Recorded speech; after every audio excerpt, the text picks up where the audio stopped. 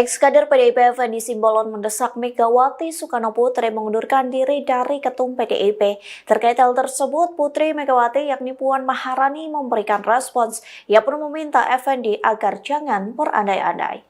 Dikutip dari Tribunnews.com, hal itu disampaikan Puan selesai HUT ke-52 PDIP pada Jumat 10 Januari 2025.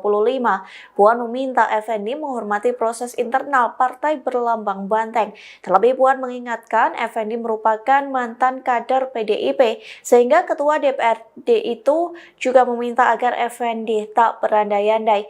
Puan juga meminta orang dekat Jokowi itu agar menghormati proses intern dari PDIP. Dirinya juga mengingatkan Kongres PDIP akan digelar 5 April 2025 mendatang, sehingga Puan meminta agar publik menunggu terkait proses di Partai Berwarna Merah. Diketahui sebelumnya, Effendi mendesak Megawati mundur dari Ketum PDIP sebagai bentuk tanggung jawab atas kasus Hasto. Effendi menyebut sudah saatnya PDIP melakukan pembaruan total di jajaran kepemimpinan.